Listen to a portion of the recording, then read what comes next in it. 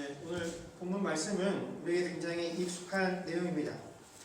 한 율법 교사가 예수님을 시험하기 위해서 내가 무엇을 하여야 영생을 얻을 수 있겠습니까? 라고 질문을 했고, 예수님께서는 그에게 율법에 무엇라고 기록이 되어 있느냐, 네가 그 부분에 대해서 어떻게 읽고 있느냐라고 물으셨습니다. 이에 율법 교사가 대답하여 이르되 내 마음을 다하며 목숨을 다하며 힘을 다하며 뜻을 다하여 주 너의 하나님을 사랑하고 또한 내 이웃을 내 자신같이 사랑하라 하였나이다 라고 대답을 합니다. 이 율법교사의 대답을 들으신 예수님께서는 내 대답이 옳도다 하시면서 동시에 이를 행하라 그러면 살리라 라고 당부를 하셨습니다. 여러분이 예수님의 대답 속에서 우리는 어떤 것을 발견할 수 있습니까? 이렇게 대답해 주신 예수님의 의도가 무엇이겠습니까? 단도직입적으로 물으면 이 율법교사가 영생을 얻을 수 있다라는 것입니까? 영생을 얻을 수 없다라는 것입니까? 가서 이를 행하라 그러면 살리라 라는 이 예수님의 대답 속에서 우리는 답을 이미 가지고 있죠.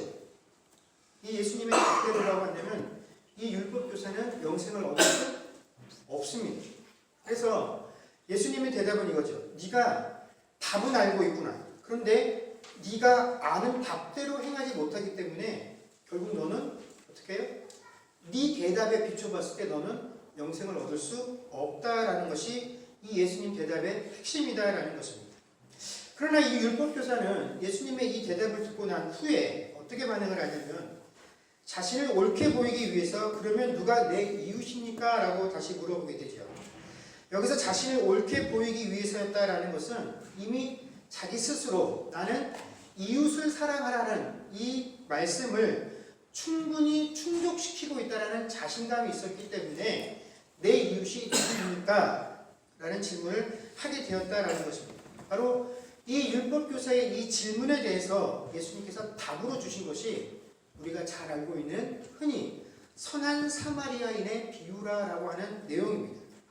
우리가 잘 아는 것처럼 어떤 한 사람이 예루살렘에서 여리고로 내려가던 길에 강도를 만나서 가지고 있는 것을 다 빼앗기고 거의 죽을 만큼 맞은 후에 버려짐을 당하게 되었다라는 것입니다.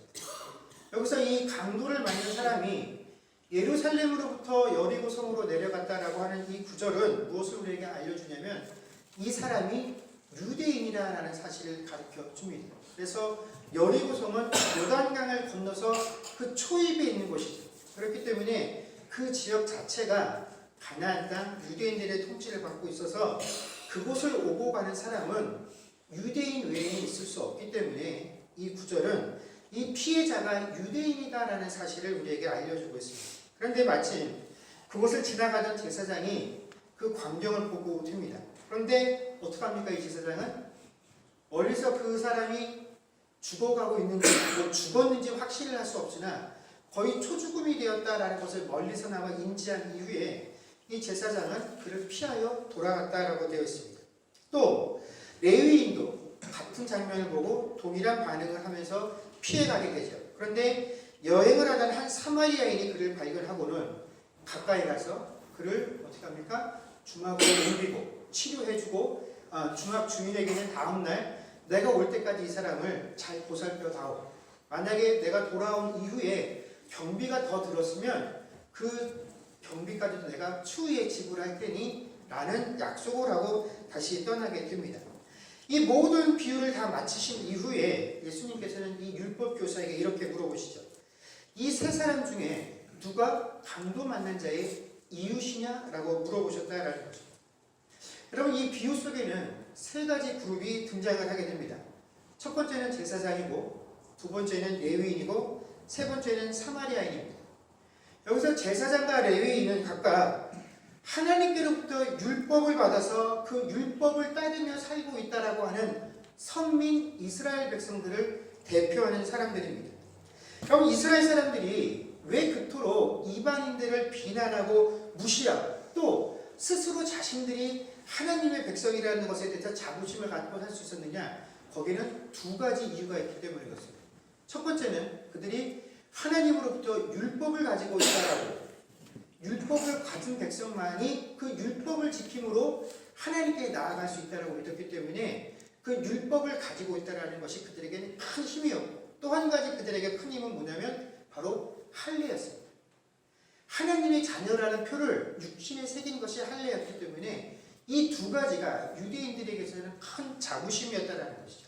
그래서 제사장과 레위인은 이 유대인들이 가지고 있는 두 가지 자부심의 상징이 되어지는 것입니다. 반면에 이 사마리아인은 옛 북이스라엘 후손들로서 이 북이스라엘이 아수르라는 제국에 의해서 멸망당한 이후에 그곳에 살고 있었던 이스라엘 사람들은 이 아수르의 혼인 정책에 의해서 이방인들과 혼인을 해서 그곳에 살게 됩니다. 그러다 보니까 순수하게 유대인, 그 이스라엘의 혈통들을 잃어버리게 되고, 나중에 요한복음에 보게 되면 사마리아인들은 어떻게 합니까? 그들은 유대인들과는 다르게 모세 오경만을 하나님의 경전이다라고 여기고, 그렇기 때문에 유대인들과는 다른 곳에서 예배를 지내고 있었다라는 것입니다. 바로 이렇게 육신적인 혈통도 유대인으로부터 벗어나게 되고, 하나님의 율법과 경전에 관한 내용도 다른 유대인들로부터 벗어나 있었기 때문에 바로 이 사마리아인들이 다른 이방 민족들보다도 유독 그 유대인들에게 조롱과 멸시를 당했었던 이유와 근거가 바로 여기에 있다라는 것이죠. 그래서 예수님의 비유에서도 다른 이방인이 아니라 사마리아인이 등장하게 된 것은 무엇을 대비하기 위함이냐면, 하나는 율법을 가지고 있는 자, 자기들 스스로 이 율법이 나에게 가장 큰 힘이 되어진다라고 여기는 자, 또 한 사람은 어떤 사람입니까? 처음에는 율법을 받았으나 그 율법으로부터 벗어난 자가 바로 이 비유에 등장되어지는 핵심이고 비유의 대상이다라는 것입니다. 아마 이 예수님의 비유를 듣는 동안 이 율법 교사는 제사장과 레위인의 행동에 대해서 아무런 그 문제점도 찾지 못했을 것입니다. 왜냐하면 지금 시대의 관점으로 보자면 종교 지도자가 죽어가는 사람들을 보고 나서도 모른 척하고 지나갔다라고 한다면, 여러분 그것은 손가락질 받고 비난받을 만한 내용이나 유대인들에게는 그렇지 않다라는 것입니다. 레위기 21장 1절 말씀에 보면 여호와께서 모세에게 이르시되 아론의 제사장들에게 말하여 이르라. 그의 백성 중에서 죽은 자를 만짐으로 말미암아 스스로를 더럽히지 말려니와. 아멘. 이 말씀처럼 하나님의 예배를 주관하고 성전과 관련된 일을 하고 있었던 이 제사장과 레위인들에게 있어서는요, 자신의 육신의 성결함들을 위해서 죽은 자와 시체를 멀리하는 것이 단순히 인간의 도리의 문제가 아니라 뭡니까? 하나님이 주신 명령을 지키는 일이었기 때문에 이것을 피해야 하는 것은 그들에게 중요한 의무였다라는 것입니다. 그러므로 이 사람들이 멀리서나마 이 죽어가고 있는 동족이 이미 죽었든지 혹은 죽어가고 있는지 확신할 수 없는 상황에서 그들을 피해서 멀리 돌아갔다라는 것은 야, 어떻게 사람이 그럴 수 있어 하는 문제가 아니라 마땅히 그들의 직분에 합당하게끔 하나님께서 부여하신 그 율법을 지키기 위한 행동이었다라고 인정받을 수 있기 때문에 전혀 비난받을 만한 내용이 아니었다라는 거죠. 그런데 예수님께서는 그 제사장과 레위인의 행동을 당신의 비유 속에서 어떻게 해요? 부적절한 행동을 한 사람으로 예를 들어서 사용을 하셨다라는 것입니다. 자, 여기까지만 보고 우리가 다시 맨 처음의 상황으로 다시 한번 돌아가 볼 필요가 있습니다. 여러분, 영생을 얻으셨습니까? 이게 어려운 질문이죠. 자, 어떻게 얻으셨습니까? 예. 자, 누군가가 여러분에게 와서 내가 어떻게 해야 영생을 얻을 수 있겠습니까? 라고 물어본다면 여러분들은 거기에 대해서 뭐라고 답을 해주시겠습니까? 지금 이미 답이 나왔습니다만은 우리는 딱 한 가지 조건으로 영생을 얻었죠. 뭐 때문에 그렇습니까? 예수를 믿음으로 말미암아 모두 영생을 얻었습니다. 그거 외에는 방법이 없다라는 것입니다. 또 예수님께서는 오늘 이 상황만 아니고 누구라도 와서 예수님께 영생에 관한 이야기를 꺼내시면 결론은 뭐였습니까? 아버지께서 보낸 나를 믿는 것이 영생을 얻는 유일한 길이다라고 말씀을 해주셨다라는 것입니다. 그런데 왜 오늘 이 본문에서는 이 율법 교사가 내가 어떻게 영생을 얻을 수 있겠습니까? 라고 질문을 했을 때 그냥 간단하게 다른 이들에게 하셨던 것처럼 나를 믿으면 돼 라고 답해주지 아니하시고 야, 율법에 뭐라고 써있느냐? 너는 율법에서 뭐라고 읽었느냐? 하고 물어보셨느냐 하는 것입니다. 율법에 영생에 관한 내용이 기록되어 있기 때문에 그렇습니까? 아닙니다. 율법에는 영생을 어떻게 하면 얻을 수 있는지에 대한 내용들이 기록이 되어 있지 않습니다. 그리고 오늘 이 율법 학자의 대답처럼 내 이웃을 내 몸과 같이 사랑하고 하나님을 사랑하는 것, 이것은 분명히 율법이 우리에게 가르쳐주고 있는 가장 큰 명령이기는 하지만 이 명령대로 산다는 것이 불가능하기 때문에 이 구절을 아는 것으로 우리는 결코 영생을 얻을 수는 없다라는 것입니다. 그럼에도 불구하고 예수님께서 영생을 얻어야 어떻게 하면 영생을 얻을 수 있습니까? 라고 하는 이 율법 교사의 대답에 대해서 나를 믿어라가 아니라 율법에 뭐라고 써있느냐? 너는 그 율법에서 뭐라고 그 부분에 대해서 읽었느냐라고 물어보신 까닭은 이 율법 교사가 영생의 문제를 가지고 무엇을 했기 때문에 그렇습니까? 예수님을 시험했기 때문에 그렇다라는 것입니다. 여러분, 예수님께서 공생의 사역을 하시던 그 기간 동안에 수많은 유대인들이 예수님의 정체성에 관해서 의문을 제기하고 예수님을 끊임없이 시험을 했는데 그들이 예수님을 시험했었던 그 과목이 뭐냐면 바로 율법이었다라는 것입니다. 그들은 율법의 문제들을 가지고 예수님께서 그 율법에 대해서 어떠한 판단을 내리시는가를 놓고 이 사람이 그들이 존경할 만한 인물인가 아닌가를 끊임없이 그들 스스로 판단을 하고 있었다라는 것입니다. 그런데 이 영생에 관한 문제는 율법의 그 답이 나와 있지 않은 문제였다라는 것입니다. 그런데 이 질문에 대해서 예수님께서 야, 너희가 그렇게 잘 알고 있는 율법에는 뭐라고 기록이 되어 있느냐? 라고 물으시는 순간부터 이 율법 교사가 예수님을 시험하기 위하여 던졌던 질문이 오히려 누구에게 시험이 된 것입니까? 이 율법 교사에게 시험이 되어버렸다라는 것입니다. 그래서 이제는 이 율법 교사가 예수님이 낸 문제를 풀어야 되는 수험생이 되어버린 것이죠. 그런데 제가 앞에서도 언급한 것처럼 율법에는 이 영생에 관한 내용이 없다라는 것입니다. 그래서 율법에 뭐라고 기록이 되었으며 네가 어떻게 읽고 있느냐라고 하는 이 예수님의 질문은 그래, 네가 그렇게 율법을 잘 알고 있는데 너는 율법 어디에서 영생의 의미와 가치를 발견했느냐?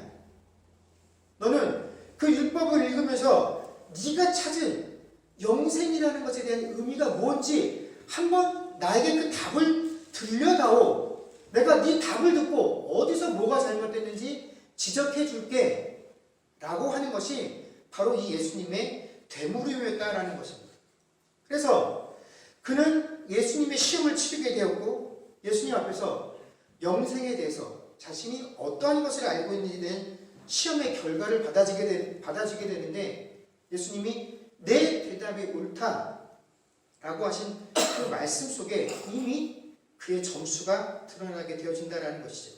그리고 그가 얼마나 이 문제에 대해서 잘못 알고 있는지에 대해서 설명을 해주신 것이 바로 이 비유에 관한 내용이다라는 것입니다. 여러분, 제가 사무엘상을 강의하면서 누누이 여러분들에게 이야기를 하고 있습니다만 여러분, 제사장과 레위인들이 구약시대에 왜 필요했습니까? 그들이 무엇을 하는 존재이기 때문에 하나님께서 그들을 필요로 하셨습니다.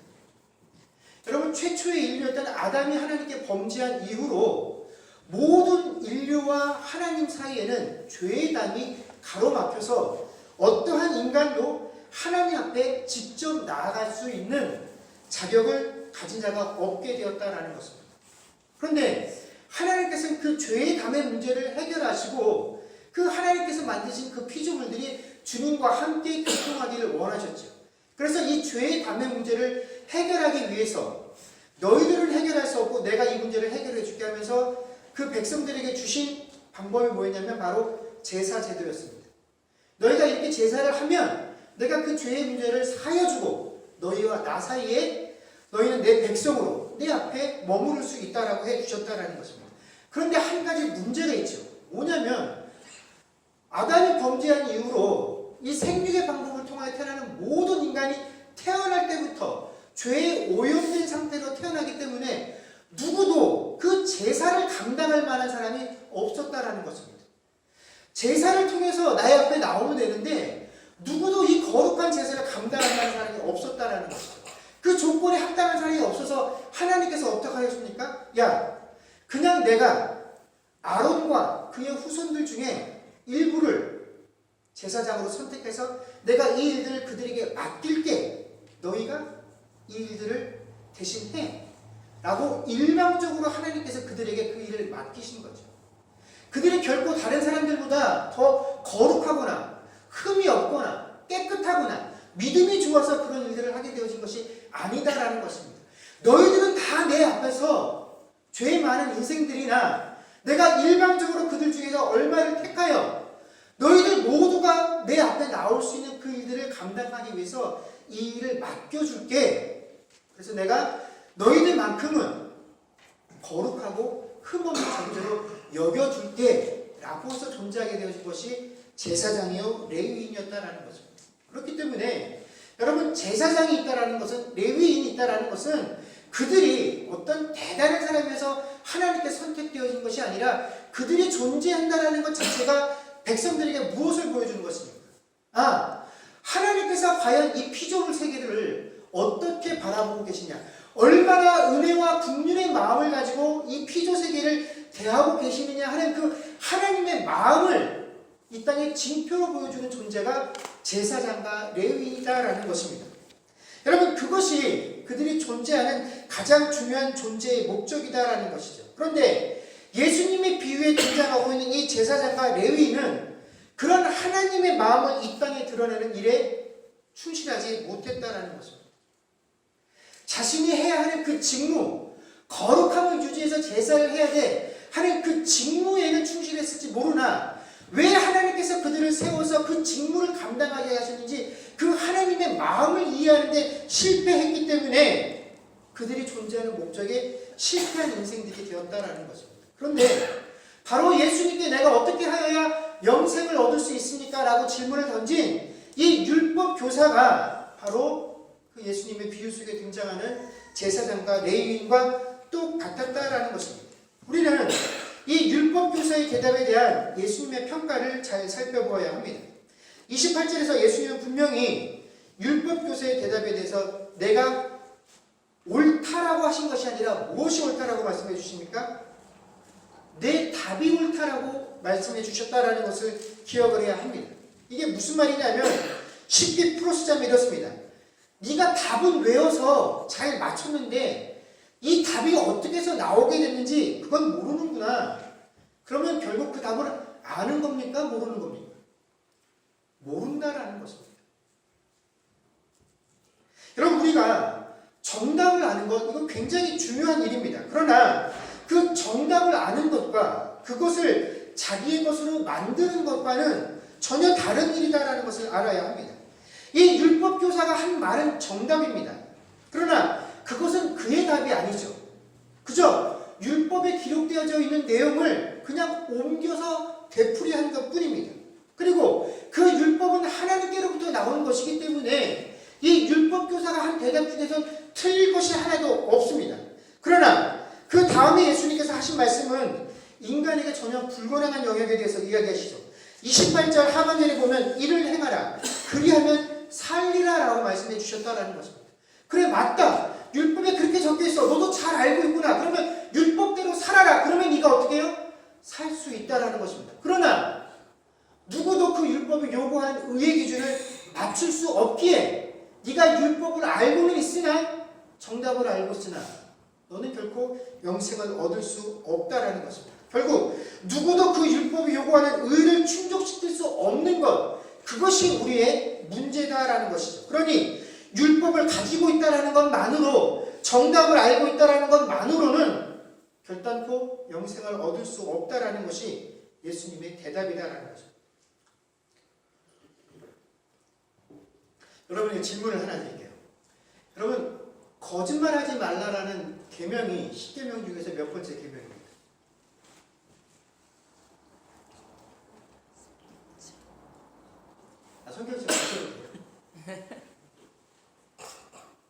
보고 대답을 해주세요. 거짓말하지 말라라는 계명이 몇 번째 계명이에요? 9번째 계명. 예.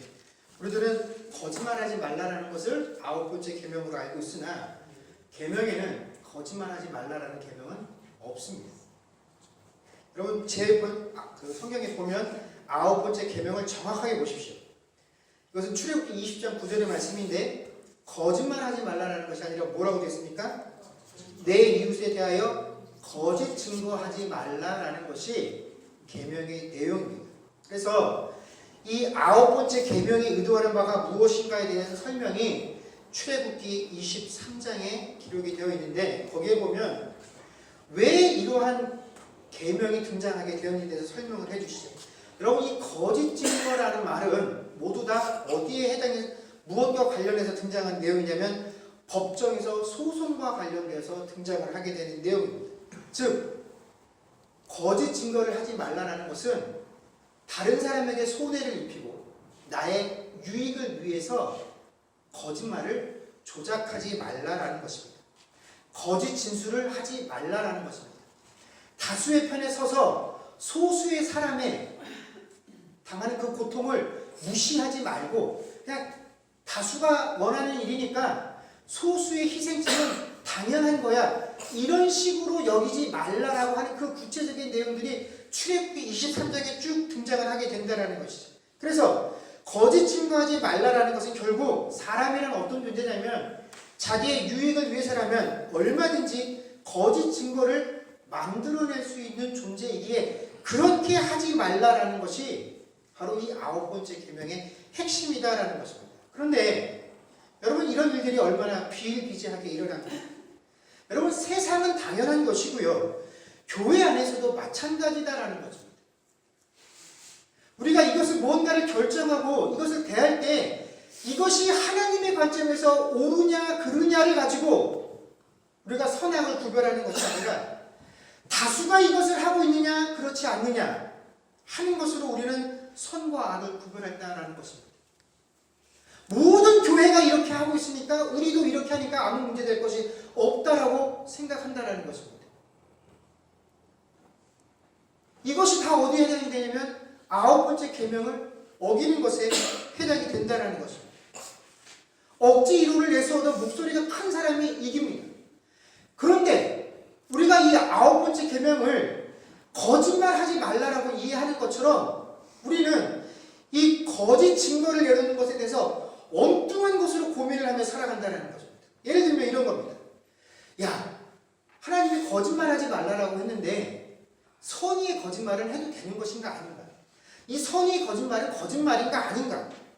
하는 것들을 가지고 논쟁을 하고 있다는 것입니다. 여러분 세상에 거짓말 안 하는 사람이 어디 있습니까? 저도 수도 없이 거짓말을 합니다. 여러분 이거 거짓말입니까? 아닙니까? 지금 아주 공부를 못하는 애가 있습니다. 지금 하고 있는 모습을 봐서는 도저히 뭐 좋은 결과를 기대할 수 없을 만한데 그런 아이를 보면서 아유 괜찮아. 지금부터 열심히 하면 너도 잘할 수 있어. 라고 하는 말은 거짓말입니까? 아닙니까? 지금 현재의 사실이라는 것을 비춰보면 거짓말이죠. 근데 누구도 이것을 거짓말한다라고 하지 않습니다. 저희 집사람이 이런 얘기하면 되게 싫어하는데 저희 집사람이 몸무게가 변화가 없어요. 근데 저희 집사람을 보고 사람들이 계속 그렇게 말하죠. 오, 사모님 살 빠졌네, 이뻐졌네 그런 말을 하면 이제 옆에서 들으면 속으로 오죠. 저 다 거짓말이에요. 그러나 누가 그것을 거짓말이라고 해서 화를 냅니까? 너 왜 나한테 거짓말이라고 누가 그걸로 신경질을 내느냐는 겁니다. 여러분 그것은 거짓말이 아니라 우리가 세상을 그냥 원만하고 아름답게 살아가기 위한 삶의 방법이죠. 그리고 일종의 예의입니다. 이것을 거짓말이라고 하지 않는다라는 것입니다. 그런데 우리는 정작 하나님께서 우리에게 이렇게 해라라고 하신 것에 대해서는 어떻게 해요? 관심이 없어요. 왜 이런 말씀이 계명으로 등장하게 되는지 알지 못해요. 그냥 내 마음으로 계명은 그게 아닌데 하나님은 우리에게 거짓말하지 말라라고 했어. 그러면서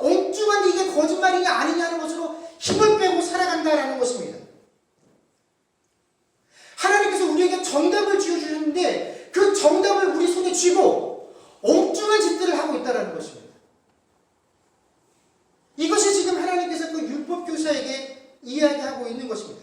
그런데 왜 이런 일들이 되어지느냐? 모든 비유가 끝난 후에 예수님께서는 이 율법 교사에게 이렇게 물어보셨습니다. 누가 강도 만난 자의 이웃이냐? 라고 물으셨습니다. 그리고 이 예수님의 질문에 대해서 이 율법 교사는 자비를 베푼 자라고 대답을 했습니다. 결국 예수님께서 원하시는 것은 뭐였습니까? 자비였죠.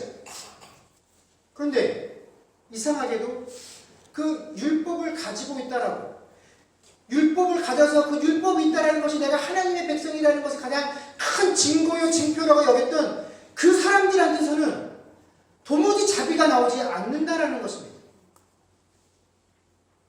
그러나 정작 그 율법을 배반하고 그 율법으로 벗어났다고 했던 그 사마리아인에게서 무엇이 나옵니까? 자비가 나오더라라는 것입니다. 이것이 율법을 가지고 있는 사람들의 삶의 모습이다라는 것이죠. 그러면서도 그 율법 교사가 뭐라고 말합니까? 마음과 뜻과 정성을 다하여 어떻게 해요? 하나님을 사랑하는 것이다 라고 대답을 하고 있다라는 것입니다. 아니, 하나님이 율법을 주신 그 의미도 알지 못하고 그것이 추구하는 바대로 나아가지도 않으면서 어떻게 그런 말을 할 수 있느냐 하는 것입니다. 그들은 그저 그 율법을 어떻게 해요? 자기 자신을 배불리는데 사용을 하고 있다는 거죠. 여러분, 이 율법 교사의 질문을 보십시오. 예수님께 누가 나의 이웃이냐라고 묻고 있습니다. 그러나 예수님의 질문은 누가 그냐라고 묻고 있다는 거죠. 모두가 다 이웃에 관한 이야기를 하고 있지만 사실은 전혀 다른 이야기를 하고 있다는 것이죠. 이 율법 교사는 이웃에 관한 내용을 이야기하고 있으나 이 사람의 핵심은 이웃이 아니라 누굽니까? 납니다. 모든 것의 중심은 납니다. 그러나 하나님은 너에게는 관심이 없어요. 누구에게 관심이 있습니까? 강도 맞는 사람에게 관심이 있다는 것입니다. 이것이 율법을 가지고 있으나 그 율법대로 살지 못하는 자의 모습이다라는 것입니다. 그 율법 교사가 가지고 있는 문제가 또한 누구의 문제입니까? 바로 우리의 문제다라는 것입니다. 여러분, 우리도 이미 정답을 손에 쥔 자들입니다. 하나님께서 하나님의 그 말씀을 활자로 기록해서 우리에게 다 쥐어주셨지요. 우리는 인생의 모든 정답들을 가지고 살아가는 존재들이다라는 것입니다. 그럼에도 불구하고 주님께서 오늘 이 시간 우리에게 찾아주셔서 뭔가를 물어보신다면 우리는 그 답을 가지고 있기 때문에 하나님께 정답을 이야기를 할 수 있다는 것입니다. 주님께서 물으시면 정답을 맞출 수는 있어요. 그러나 우리가 아무리 정답을 가지고 있고 그 정답을 이야기한다라고 할지라도 오늘 이 율법교사처럼 우리가 하나님께 어떠한 평가를 받을 수 있습니까? 그래, 내 대답은 옳다. 그러나 너는 틀렸다. 라는 평가를 받을 수 있다는 것입니다. 여러분, 예수님의 비유 속에서 제사장과 레위인, 또 예수님과 말씀을 나누고 있었던 이 율법교사가 맞는 사람이 아니었다는 것입니다. 어떤 사람이 하나님께 맞는 사람입니까? 자비를 베푸는 사람이 맞는 사람이다라는 것입니다. 율법을 가졌느냐 안 가졌느냐 하는 것이 중요한 것이 아니다라는 것입니다. 오늘날 우리도 마찬가지다라는 것입니다. 목사인 것이, 장로인 것이, 권사인 것이, 그리스도인인 것이, 교회를 다니고 있는 것이 하나님께 맞는 답이 아니다라는 것입니다. 하나님께서 우리에게 그것들을 부여하신 그 뜻과 의도들을 알고 거기에 맞춰 사는 사람들이 주님께 맞는 사람이 되어진다는 것이죠. 여러분, 이제 말씀을 맺겠습니다. 여러분, 우리가 교회에 다니면서 자꾸 하나님이 우리에게 만들어주신 것이 아니라 교회가 오랜 역사 속에서 만들어낸 그 종교적인 습관이나 형식에 맞는 사람들이 되어져 버렸습니다. 그러면서도 스스로 핑계를, 아니 교회도 다 사람이 모여서 하는 것인데 어떻게 사람들이 하는 것을 무시할 수 있냐고. 여러분, 대답은 옳습니다. 그러나 너는 틀렸다라는 이 율법 교사를 향한 예수님의 지적을 우리가 중요하게 생각을 해야 합니다. 여러분, 교회가 하는 것이 다 옳은 것이 아닙니다. 교회는 예수께서 흘리신 그 십자가의 피 위에 세워진 것이기에 거기에 반하는 것은 교회가 아무리 오랜 시간 동안 공을 들이고 정성을 들여서 만들어 놓았어도 그것은 주님과는 아무런 관련이 없는 것들입니다. 주님과 맞지 않는 것들이고 마지막 때 하나님의 유업을 함께 물려받을 수 없는 것들이다라는 것입니다. 여러분, 우리가 이 땅을 살아가면서 하나님을 신앙하고 하나님을 믿는다라고 말하는 이 땅에서의 우리의 삶들이 여러분 주님 앞에서 단순하게 내 대답은 옳다, 그러나 너는 틀렸다 라는 그런 평가를 받는 삶이 되어지지 않고 내 대답도 옳고 너도 옳도다라는 그런 평가를 받으며 살아갈 수 있는 저와 여러분들이 되어질 수 있기를 주의 이름으로 간절히 축원합니다. 아멘. 기도하겠습니다.